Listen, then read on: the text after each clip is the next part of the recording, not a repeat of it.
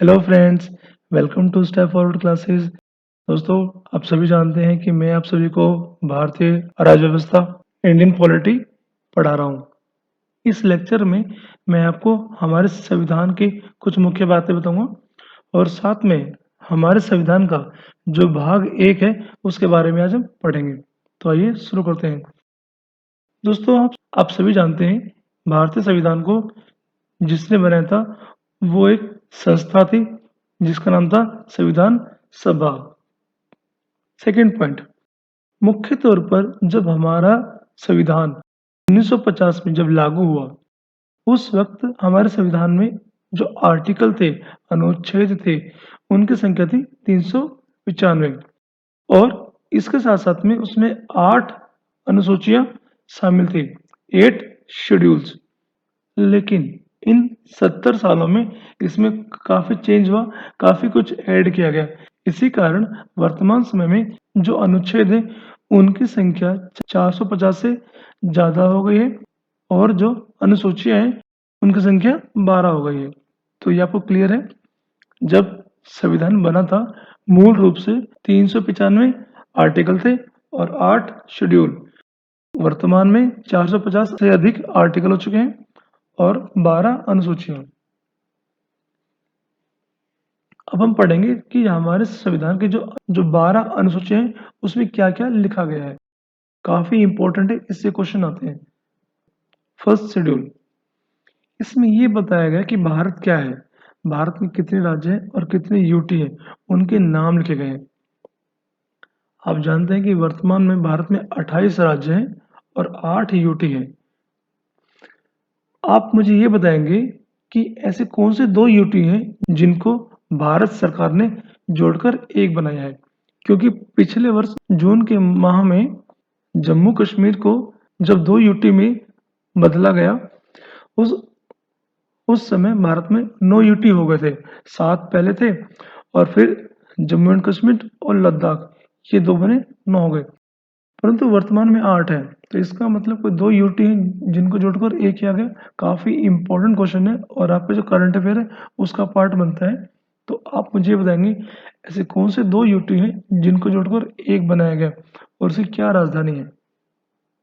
दूसरी अनुसूची, इसमें भारत के राष्ट्रपति, राज्यपाल, लोकसभा के स्पीकर, डिप्टी स्पीकर और जो अपर हाउस है, राज्यसभा है, उसका चेयरमैन और डिप्टी चेयरमैन, इसी तरह राज्यों की विधानसभा और राज्यों की विधान परिषद, इनके जो अध्यक्ष हैं और उपाध्यक्ष, मतलब कि चेयरमैन और डिप्टी चेयरमैन और डिप्टी चेयरमैन, स्पीकर और डिप्टी स्पीकर।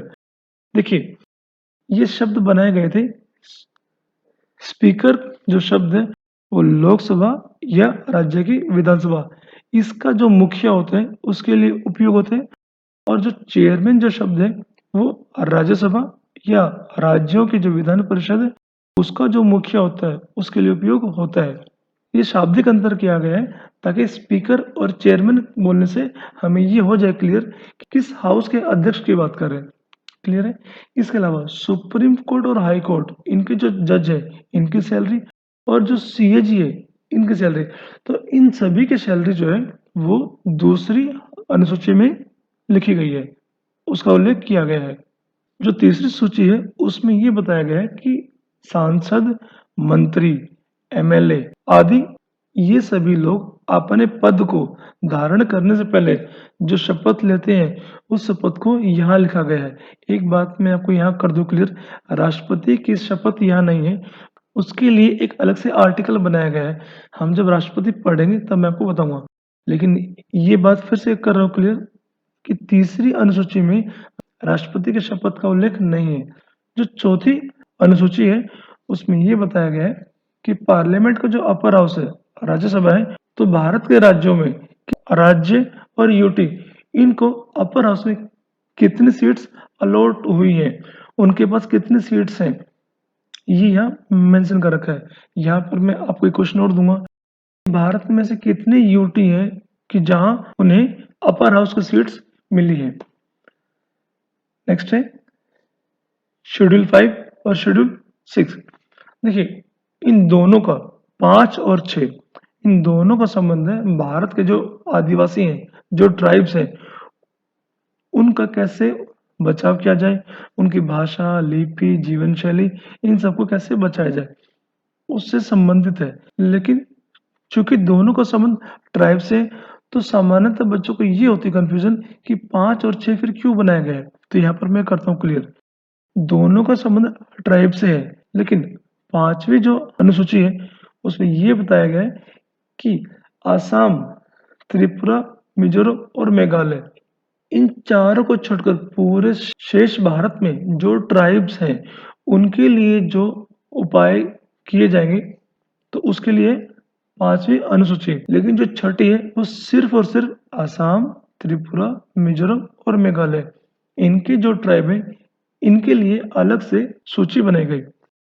आपके मन में अब ये क्वेश्चन आएगा कि ऐसा क्यों किया गया।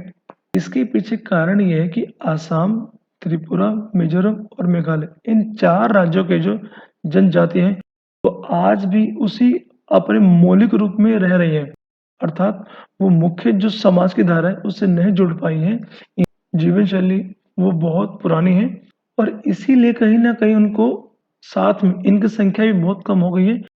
इनकी रक्षा के लिए, इनके बचाव के लिए कुछ विशेष प्रावधान किए गए हैं। 7वीं अनुसूची, इसमें ये बताया गया है कि संघ, राज्य, इन दोनों में विषयों को बांटा गया है।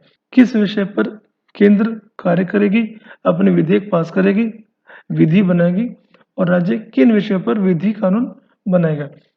जो तीसरी है वह है कनकरंट, समवर्ती। इस विषय पर केंद्र और राज्य दोनों का अधिकार है कि वो अपने नियम कानून बना सकते हैं, परंतु आप ये याद रखें, अगर किस कोई विषय समवर्ती सूची का है और उस विषय पर केंद्र ने और किसी राज्य ने, दोनों ने अगर किसी विधि को बनाया है, तो वहां पर लागू होगा यूनियन का, सेंटर का, स्टेट का लागू नहीं होगा। क्लियर है।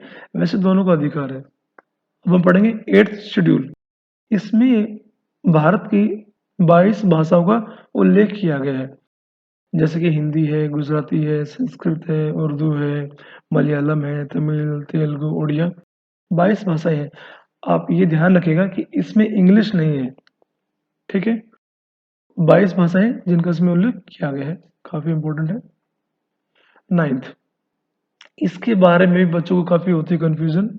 यहाँ पर आप सिर्फ ये सुन लीजिए, ऐसे कुछ खास एक्ट हैं जिनको सेंट्रल गवर्नमेंट ने यहाँ पर शामिल किया गया है, जैसे कि संपत्ति का अधिकार, उसको हटाकर यहाँ रखा गया था।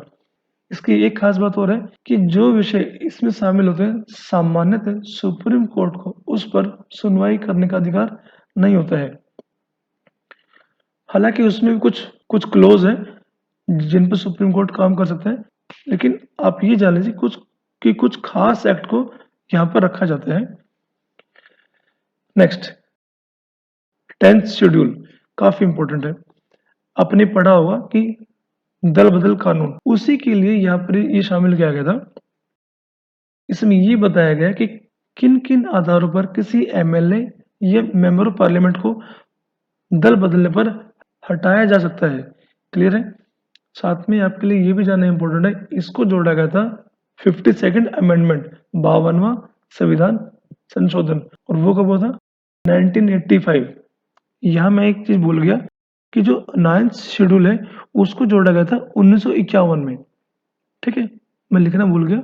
11th एंड 12th शेड्यूल, अब सभी को पता होगा कि जो 11वीं है उसका संबंध है भारत की पंचायत से, और जो 12वीं है उसका संबंध है नगर निगम या फिर नगर पालिका से। और साथ ही आपको ये भी पता होगा कि जो पंचायत है उसके लिए 73rd हुआ था, 73rd अमेंडमेंट, और जो नगर निगम है, नगर पालिका है, उसके लिए हुआ था 74th अमेंडमेंट, और ईयर था 1992, 1992। तो इस तरह हमने अपनी 12 अनुसूचियों को पढ़ लिया। अब हम पढ़ेंगे भारतीय संविधान का पार्ट 1, भाग 1, और इसका विषय क्या है? यूनियन ऑफ इंडिया, भारतीय संघ। इसमें 4 आर्टिकल है, 1 से 4 तक। आर्टिकल 1, आर्टिकल 1 में ये बताया गया है कि भारत क्या है। इसमें भारतीय राज्य और जो यूटी है, केंद्र शासित प्रदेश, उन सब का उल्लेख किया गया है और बताया गया है कि भारत क्या होगा, भारत क्या है, भारत के नाम से अर्थ क्या है। तो ठीक है, तो इसमें ये बताया गया वर्तमान में 28 राज्य हैं और 8 यूटी हैं। और अभी हमने पढ़ा था जो पहली अनुसूची है उसके अंदर भी भारत के राज्य और यूटी इनका उल्लेख किया गया है। आर्टिकल 1 और फर्स्ट शेड्यूल दोनों का विषय सेम है, आप याद रखेगा। आर्टिकल 2 इसमें ये बताया गया है कि किस प्रकार भारत के संघ में, भारत में किसी नए राज्य को कैसे मिलाया जाएगा।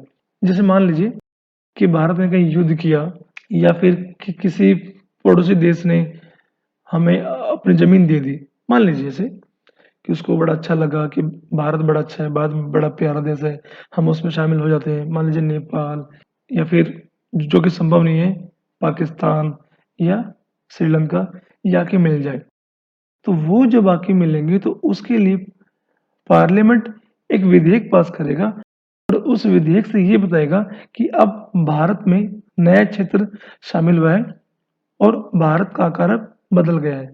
साथ ही जब भी ये होगा तो हमारा जो फर्स्ट आर्टिकल है उसमें चेंज आएगा। ठीक है। आर्टिकल 3 जो भारत में जो राज्य है उसका नाम बदलना हो, उसका एरिया बदलना हो, दो राज्यों को एक बनाना हो, एक राज्य को दो बनाना हो, तो उसके लिए आर्टिकल 3 है। ठीक है, ये काम भी कौन करेगा? पार्लियामेंट, भारतीय संसद। राज्य को ये अधिकार नहीं है।